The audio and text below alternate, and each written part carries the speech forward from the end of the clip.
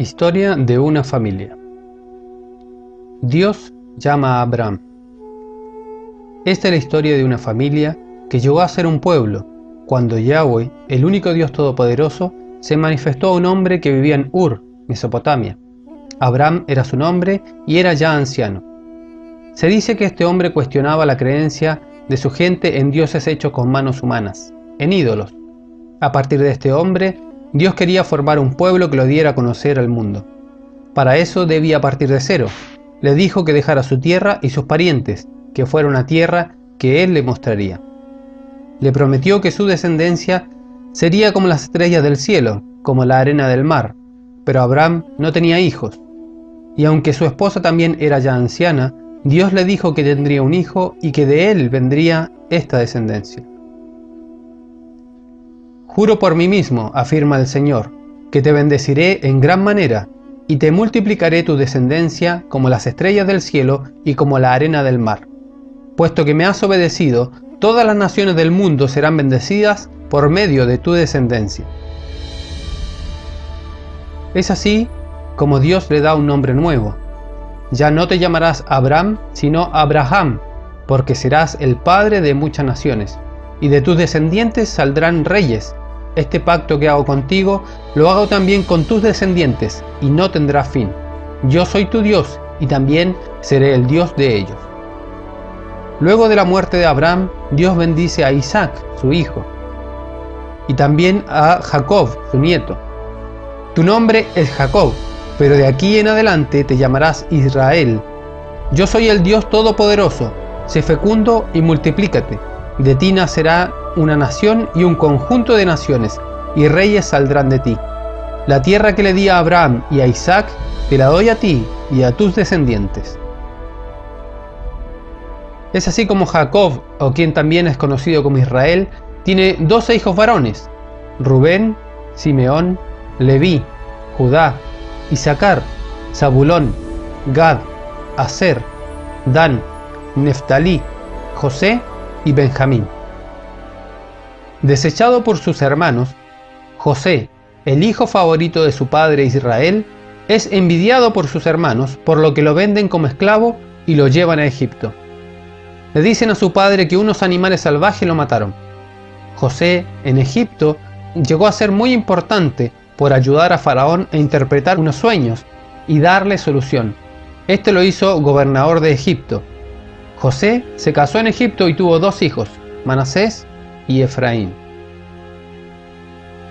El nombre de José significa Él añadirá, y el nombre egipcio de José, que es Safnat Panea, significa Dios habla y vive, o el dador de vida. Los hijos de José, uno llamado Manasés, que significa me hará olvidar, y Efraín, que significa fructífero. José perdona a sus hermanos. Pasó el tiempo, y en la tierra de Israel había hambruna, por lo que los hermanos fueron a comprar comida a Egipto. José los reconoce, pero sus hermanos no. José se dio cuenta de que sus hermanos estaban arrepentidos, entonces se saca su atuendo egipcio para que vean que es él. Los perdona y los invita a vivir allí. Sus hermanos no lo podían creer. Soy yo, su hermano. Traigan a nuestro padre y vengan todos a vivir conmigo a Egipto. Israel adopta a los hijos de José. Los hermanos van a buscar a su padre Jacob, también conocido como Israel, quien al reencontrarse con su hijo amado está tan feliz que quiere adoptar a los hijos de José para hacerlos hijos de Israel y los bendice. Pero lo hace cruzando las manos, de modo que la derecha queda sobre el menor y la izquierda sobre el mayor. Así no, padre mío, porque Manasés es el primogénito. Lo sé, hijo mío, pero el menor Efraín será más grande y su descendencia formará multitud de naciones. Con el pasar de los años, llega un faraón que no sabía de José, y al ver estos descendientes de Israel que se estaban multiplicando, los hace esclavos. Pasan años oprimidos y claman a Dios, recordando la promesa hecha a sus padres, Abraham, Isaac y Jacob.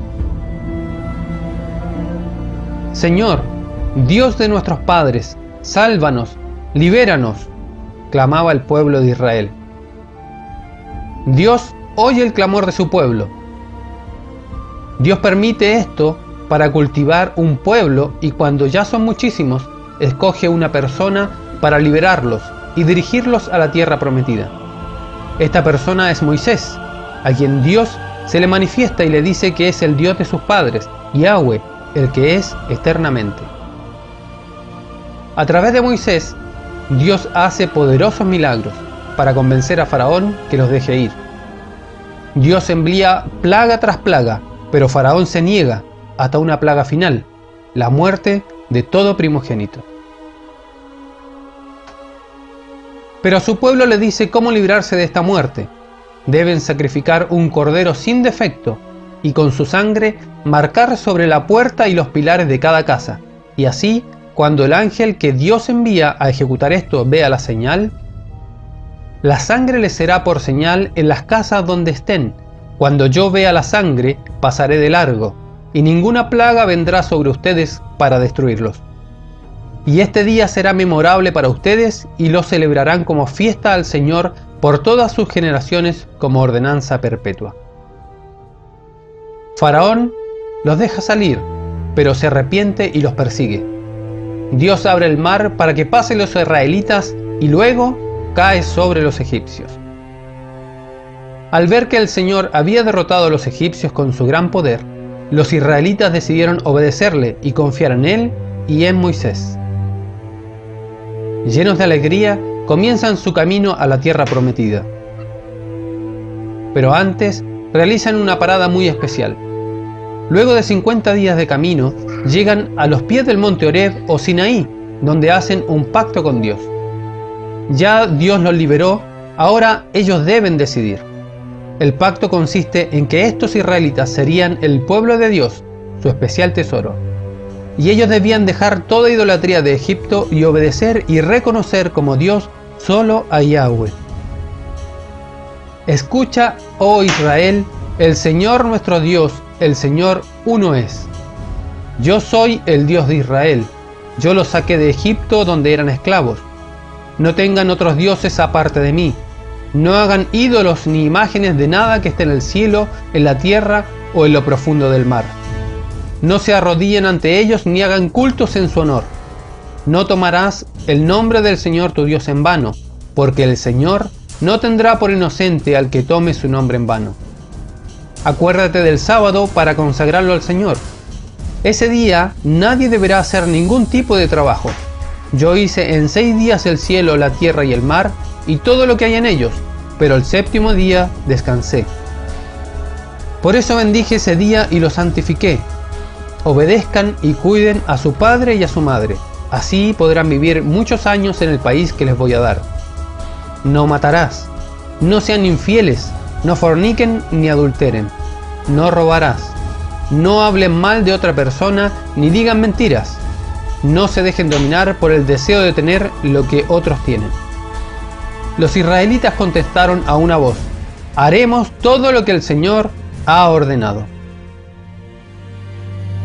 Es así como el Señor comienza a habitar entre ellos. Les da todas las instrucciones que debían seguir para tener una identidad, una cultura, pero sobre todo para tener una completa relación con Él y ser llenos de bendiciones. Les da leyes alimentarias, sociales, humanitarias, y les da celebraciones o citas, encuentros muy especiales con Dios. Les dice que construyan un arca y un tabernáculo donde estaría su presencia entre ellos. Pero como Dios es santo y nadie puede estar ante Él sin morir si ha transgredido alguna ley, da una forma para volver a Él, que un inocente pague por sus pecados. Les dio un sistema de ofrendas y sacrificios. Establece el sacerdocio, pero sacerdote no era el que quería o el que tuviera vocación, sino que determinó Dios que todos los descendientes de Leví, es decir, los levitas, por herencia serían sacerdotes. Había también un sumo sacerdote, y solo él podía entrar al lugar santísimo, donde estaba el arca de la alianza y la presencia misma de Dios. Esto lo hacía una vez al año, en un día señalado, para derramar la sangre del sacrificio por el perdón de los pecados de todo Israel. Pero para no morir él, debía primero hacer un sacrificio por sus propios pecados. Tenían una vestidura especial, con muchos simbolismos, como por ejemplo un pectoral con 12 piedras preciosas que representan las 12 tribus de Israel. Sobre sus hombros también llevaban los nombres de las 12 tribus, y en la cabeza una tiara de oro que decía Santidad a Yahweh, pero los pies estaban descalzos.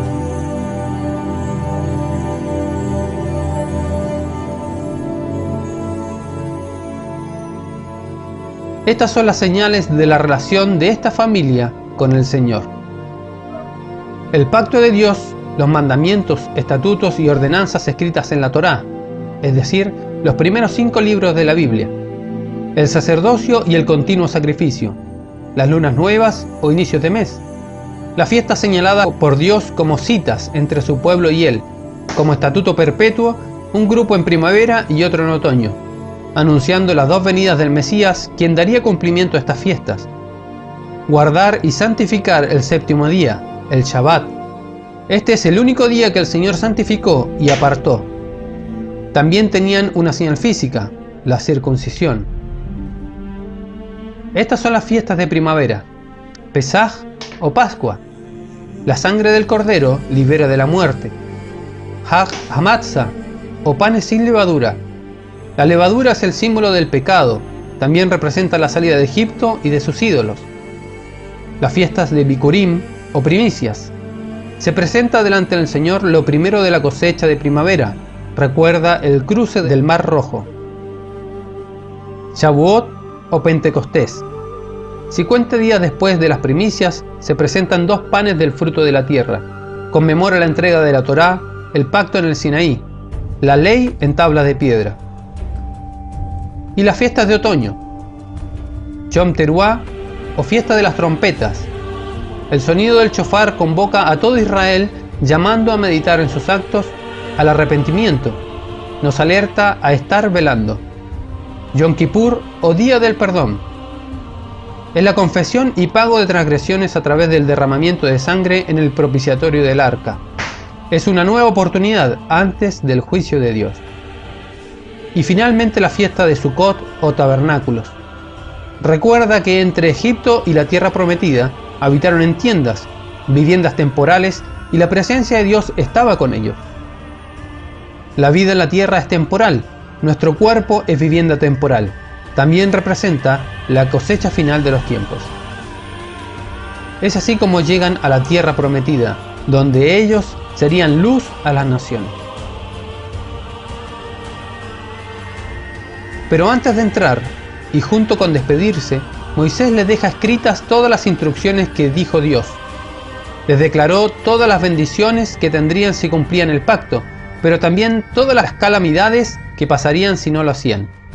Y que si insistían en no cumplir, el Señor los echaría de la tierra, serían llevados cautivos a las naciones donde se mezclarían y perderían su identidad. Pero en su misericordia les dice que si esto llegara a suceder, donde quiera que ellos estuvieran, si se arrepintiesen de todo corazón, Él los tomaría y los traería desde todas las naciones a su tierra nuevamente. Es así como se establecen en 12 tribus. Al poseer la tierra, se establecen en 12 tribus según los hijos de Israel. Pero como los levitas, es decir, los descendientes de Leví, serían sacerdotes, a ellos no les corresponde tierra. Todos los demás deberían sustentarlos. Y como Israel había adoptado a los hijos de José, la tierra queda dividida entre las tribus de Rubén, Simeón, Judá, Isaacar, Zabulón, Gad, Aser, Dan, Neftalí, Manasés, Efraín y Benjamín. Es así como se consolida el reino de Israel. Bajo el reinado de David se consolida la nación. David pertenece a la tribu de Judá. La capital es Jerusalén, ciudad que Dios escogió para poner ahí su nombre. El reino de Israel, con su capital en Jerusalén, el rey David de la tribu de Judá. Y la promesa de Dios para David es: y será afirmada tu casa y tu reino para siempre, y tu trono será estable eternamente. Dios le promete a David que su descendencia, de su linaje, saldrá quien será rey para siempre sobre Israel, un reinado eterno, que reinará sobre las 12 tribus y sobre el mundo entero. Nos ha nacido un niño, Dios nos ha dado un hijo. A ese niño se le ha dado el poder de gobernar y se le darán estos nombres: Consejero admirable, Dios invencible, Padre eterno, Príncipe de paz. Él se sentará en el trono de David y reinará sobre todo el mundo, y por siempre habrá paz. Su reino será invencible, y para siempre reinarán la justicia y el derecho. Esto lo hará el Dios Todopoderoso por el gran amor que nos tiene. Bajo el reinado de Salomón, hijo de David, el reino llega a su máximo esplendor. Es así como Salomón construye en Jerusalén el templo de Dios, donde estaría el arca del pacto. Este es el único lugar de adoración y sacrificios, donde se debían celebrar 3 de las fiestas anuales: Pascua, Pentecostés y Tabernáculos. Dios hace pacto con Salomón.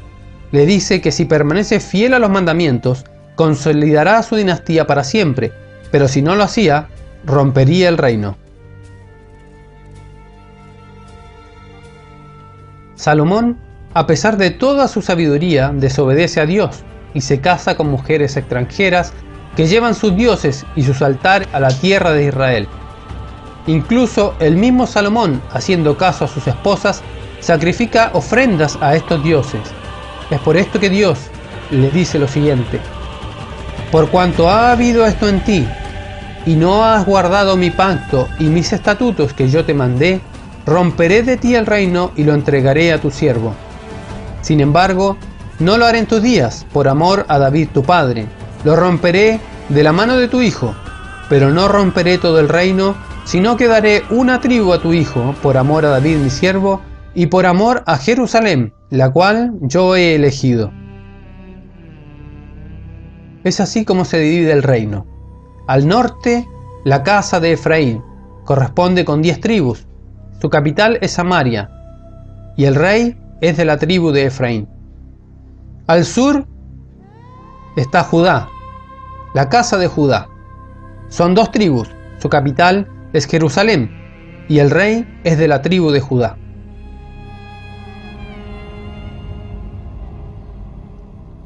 El rey del norte, Jeroboam, de la tribu de Efraín, al ver que sus súbditos iban a adorar a Dios a Jerusalén, temiendo que se quedaran por allá y quisieran reunificarse, decreta que nadie puede ir allá.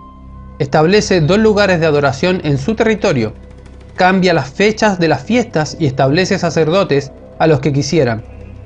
Por años, Dios manda a muchos profetas a advertir a la casa de Israel o Efraín que se arrepientan y vuelvan al pacto. Si no, les sobrevendría todo lo que estaba decretado. Efraín es dado a ídolos, déjalo. Su bebida se corrompió, fornicaron sin cesar. Sus príncipes amaron lo que avergüenza. Es así como van al exilio. A causa de la idolatría, las 10 tribus del norte son llevadas cautivas por Asiria. Se mezclaron con los gentiles, pierden su identidad y se dispersan entre las naciones. Se les llama las tribus perdidas de la casa de Israel. Con el tiempo, Judá también va al exilio. Años después, las 2 tribus del sur son llevadas cautivas por Babilonia, pero en el exilio se arrepienten y no pierden su identidad. Luego son dominados por los Medo-Persia y se les deja volver, pero sin autonomía, y son conocidos como judíos.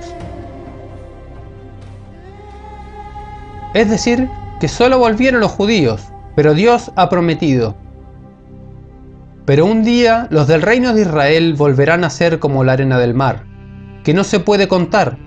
Cuando llegue ese día, ya no volveré a decirles: ustedes no son mi pueblo. Al contrario, les diré: ustedes son mi pueblo, porque yo soy el Dios de la vida. Ese día será grandioso, pues yo les devolveré a los reinos de Judá y de Israel la grandeza que tuvieron. Volverán a ser una sola nación, tendrán un solo rey, y volverán a Jerusalén los que fueron llevados a otros países.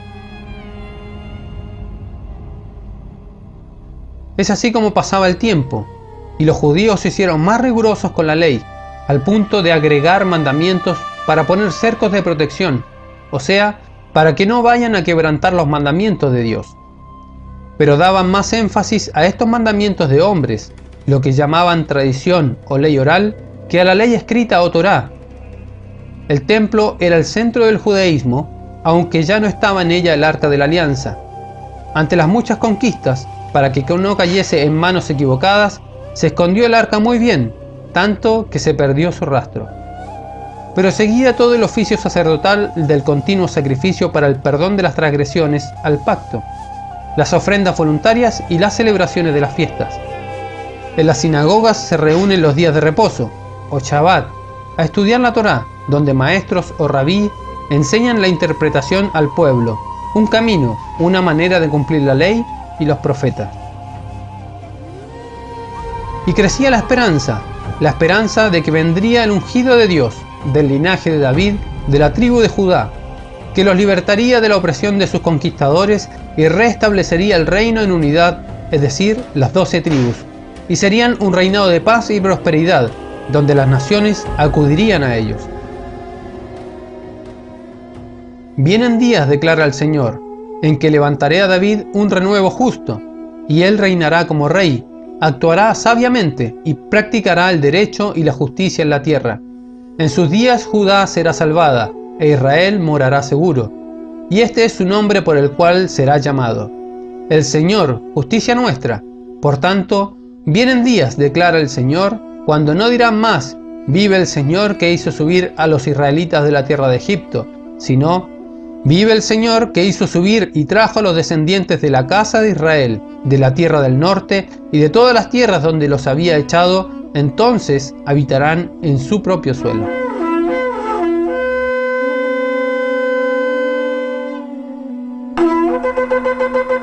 Y llamará su nombre Yeshua, porque él salvará a su pueblo de sus pecados. Estando los judíos bajo el dominio del Imperio Romano, aparece un hombre del linaje de David, de la tribu de Judá, que un día de Shabbat en la sinagoga se pone delante de todos, toma el libro de Isaías y lee: El Espíritu del Señor está sobre mí, porque el Señor me ha ungido, me ha enviado a dar buenas noticias a los pobres, a aliviar a los afligidos, a anunciar libertad a los cautivos y a los presos apertura de cárcel, a anunciar el año favorable del Señor. Lo que acabo de leerles se ha cumplido. Pero lo interesante es que solo leyó la primera parte, porque lo que viene se cumplirá en su segunda venida, y es: y el día en que nuestro Dios nos vengará de nuestros enemigos, a consolar a todos los enlutados, a ordenar a los afligidos de Sión que se les dé gloria en lugar de ceniza. Es así como Yeshua predicaba: yo soy el buen pastor, no soy enviado sino a las ovejas perdidas de la casa de Israel, porque el Hijo del Hombre ha venido para salvar lo que se había perdido. Mis ovejas oyen mi voz, y yo las conozco, y me siguen.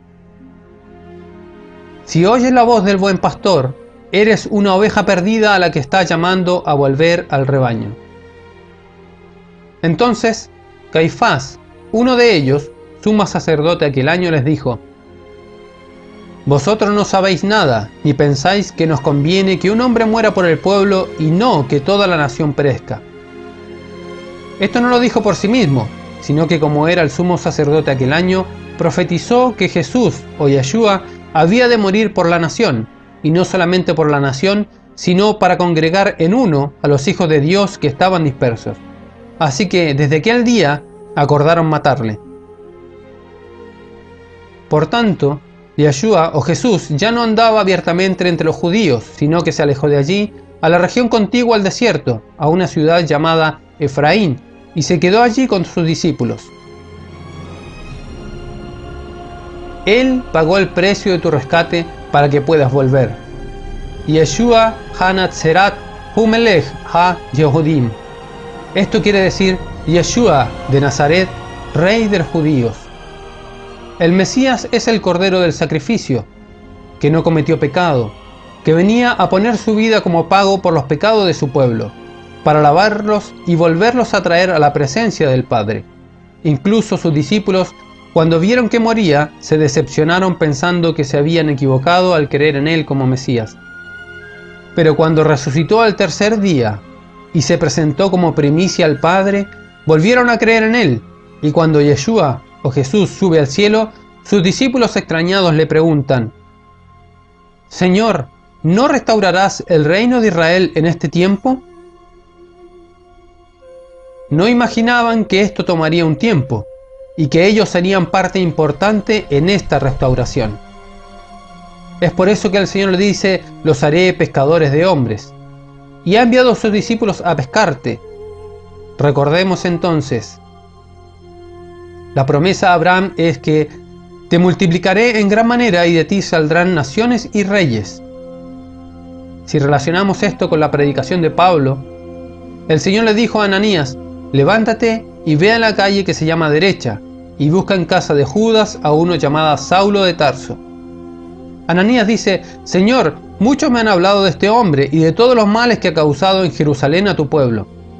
Mas el Señor le dijo: ve, porque instrumento escogido me es este para llevar mi nombre en presencia de gentiles y de reyes y de todos los hijos de Israel. Te multiplicaré en gran manera, y de ti saldrán naciones y reyes. Mas el Señor le dijo: ve, porque instrumento escogido me es este para llevar mi nombre en presencia de gentiles y de reyes y de los hijos de Israel. La letra I también se puede traducir como ambos o también, por lo que podríamos decir que el Señor le dijo: ve, porque instrumento escogido me es este para llevar mi nombre en presencia de gentiles y de reyes, ambos de los hijos de Israel. Fue entonces Ananías y entró en la casa, y poniendo sobre él las manos dijo: hermano Saulo, el Señor Jesús, que se te apareció en el camino por donde venías, me ha enviado para que recibas la vista y seas lleno del Espíritu Santo. Al momento le cayeron de los ojos como escamas, y recibió al instante la vista, y levantándose fue bautizado.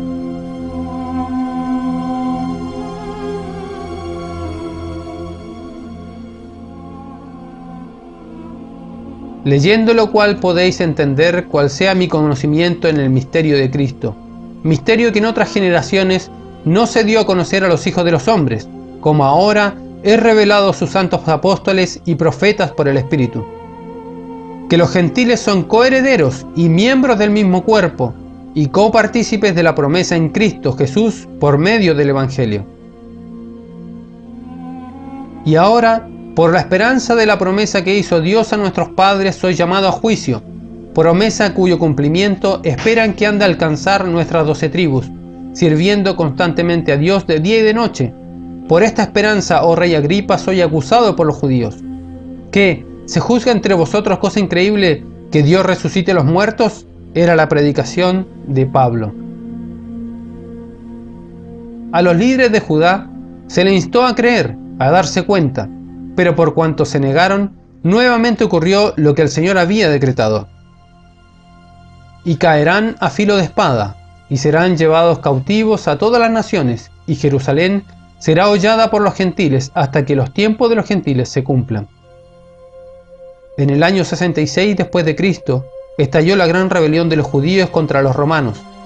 En el año 70 después de Cristo, las murallas fueron arrasadas, el templo destruido y los tesoros fueron llevados a Roma.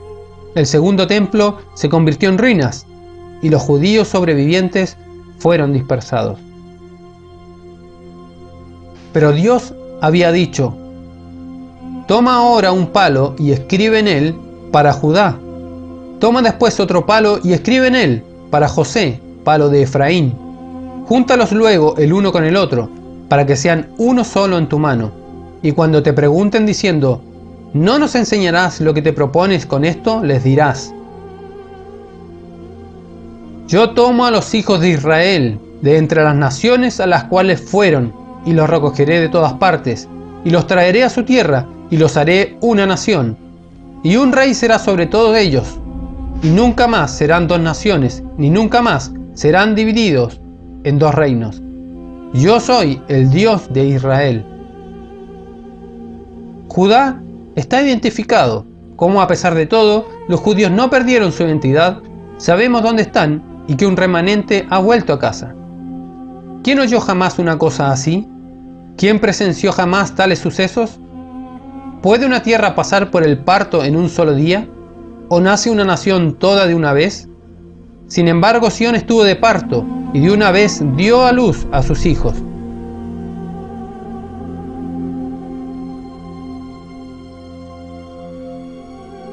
En 1947, el gobierno británico decidió retirarse de la tierra ahora llamada Palestina, y puso en manos de la ONU la decisión sobre el territorio habitado por árabes y judíos.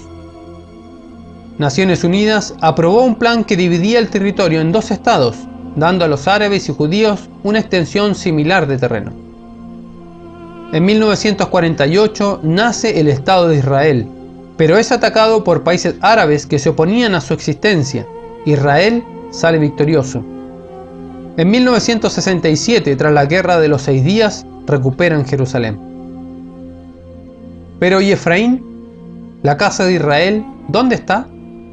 Efraín se ha mezclado con los demás pueblos. Ay de los pastores que destruyen y dispersan las ovejas de mi rebaño, dice el Señor, el Dios de Israel, a los pastores que gobiernan a su pueblo. Ustedes han dispersado mis ovejas, las han hecho huir y no las han cuidado. Mi pueblo pereció por falta de conocimiento. Hijo de hombre, todos estos huesos son la casa de Israel. Nuestros huesos se secaron y pereció nuestra esperanza. Estamos totalmente destruidos.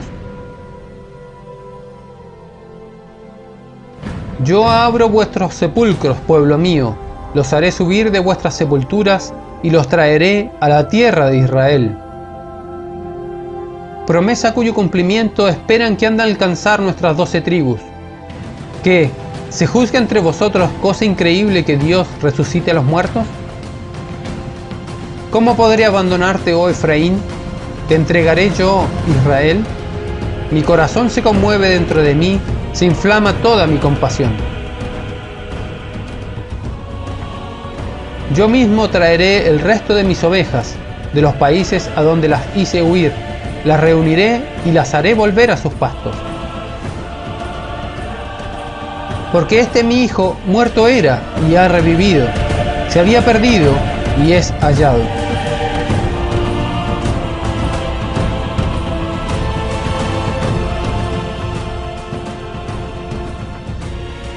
Recuerden que en otro tiempo estaban sin Cristo, separados de la nación de Israel, y no tenían parte en las alianzas ni en las promesas de Dios. Vivían en este mundo sin Dios y sin esperanza. Y si ustedes son de Cristo, entonces son descendencia de Abraham, herederos según la promesa. Así pues, ustedes ya no son extraños ni extranjeros, sino que son conciudadanos de los santos y son de la familia de Dios. ¿Eres parte de esta familia? Vuelve a casa, hijo pródigo.